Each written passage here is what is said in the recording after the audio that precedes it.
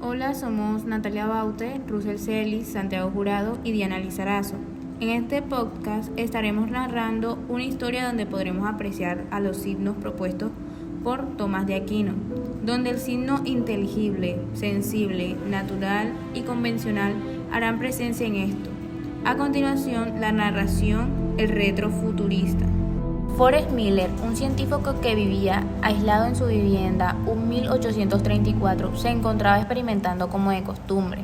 Sus conocimientos y descubrimientos eran algo avanzado para la época. Tenía una desilusión bastante grande de que nadie le prestase atención a sus novedosas ideas en el mundo exterior. Así que decidió nunca mostrarse más en el interior de lo que llamaba su laboratorio. Tenía prototipos e invenciones extraordinarias que significaban mucho para él.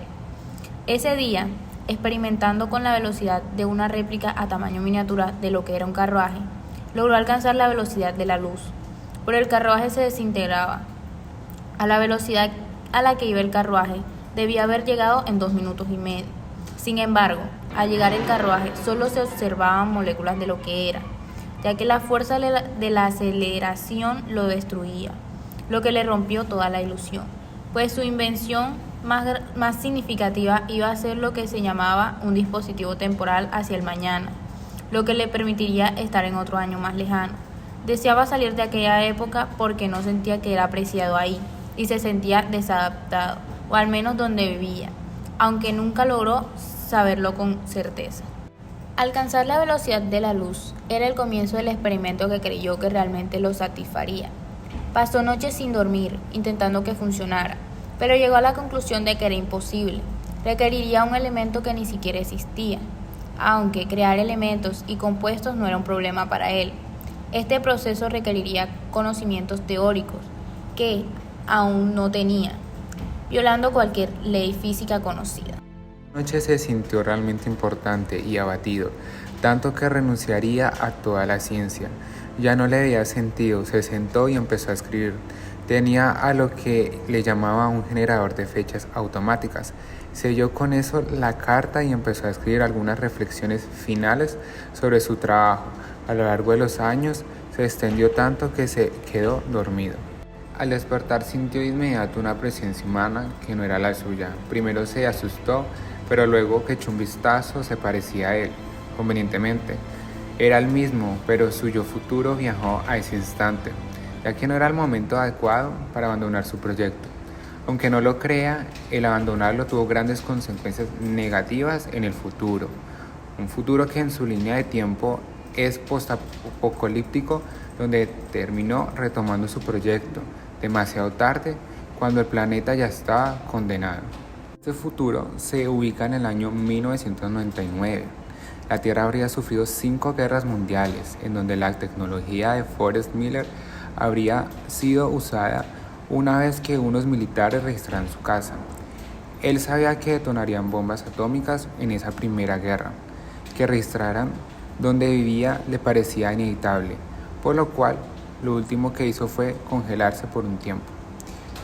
Pero con toda la documentación posible sobre sus inventos, debía estar así al menos por 155 años. Al despertar, cuando se acabara todo, y que las consecuencias que dejó no la afectaran, construyó un búnker secreto y se congeló por el tiempo. Lo que no contó es que se despertaría casi al final de una cuarta guerra. Su ciudad, Sheffield, estaba hecha polvo. Todo lo que alguna vez fueron cafés, industrias, bares, habían desaparecido como si desintegrara y el viento se hubiese llevado todo el resto.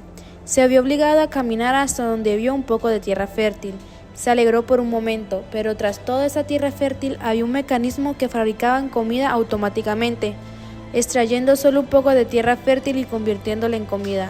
No supo cómo nombrarlo, pero era una creación en masas.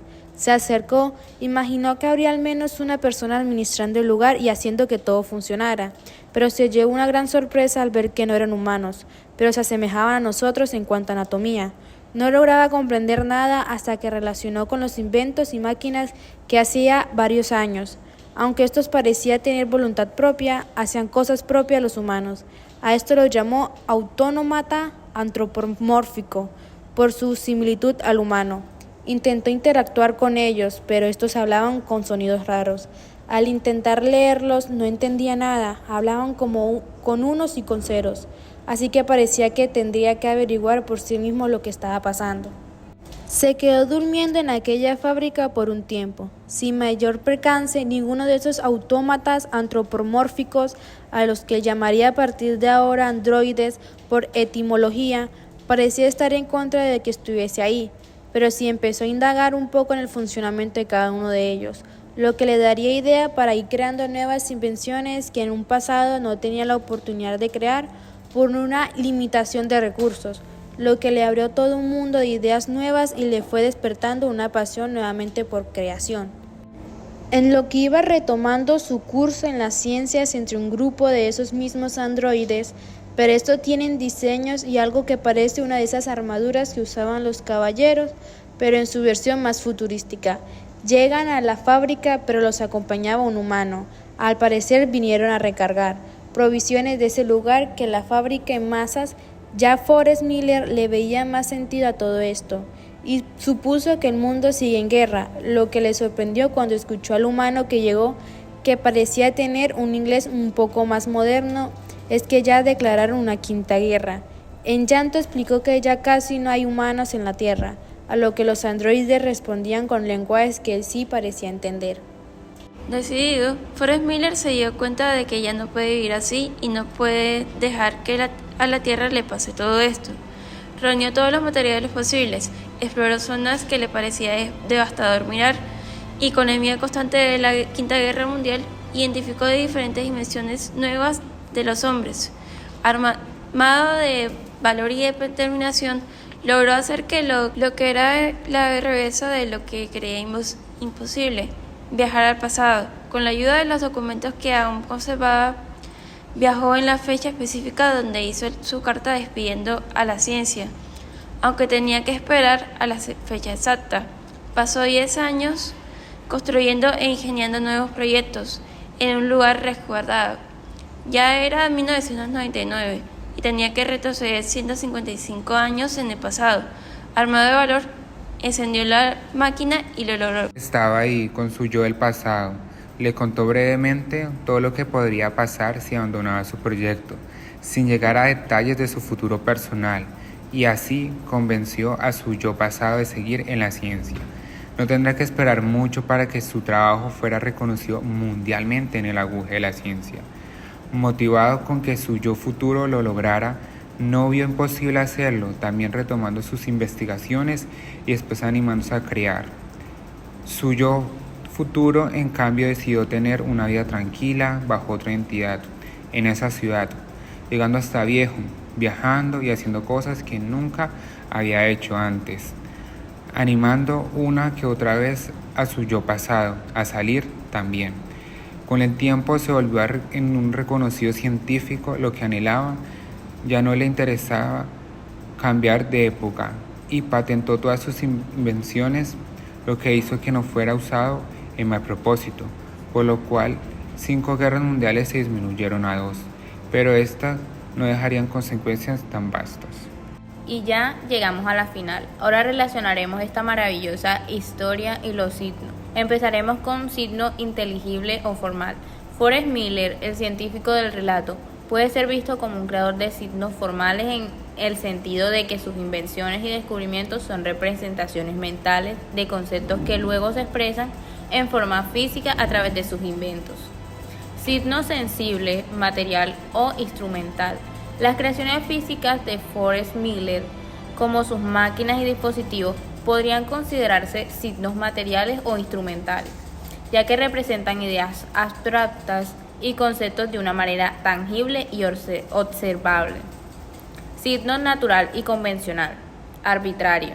La descripción de las guerras mundiales en el relato puede interpretarse como un ejemplo de signos naturales, ya que se refieren a eventos que ocurren como una consecuencia de causas naturales o sociales. Por otro lado, el lenguaje y la comunicación entre los personajes, más que todo en el caso de los androides, con un código binario, pueden considerarse como ejemplos de signos convencionales, ya que dependen de acuerdos y convenciones sociales para su significado y uso. Concepto o verbo como signo. Forrest Miller utiliza su conocimiento y creatividad para generar conceptos y construir invenciones, lo que se puede considerar como la creación de signos mentales que representan ideas y posibilidades. ¿Y tú qué piensas sobre esta historia y la relación que hay entre los signos de Tomás de Aquino? ¿Crees que es interesante? Danos tu opinión.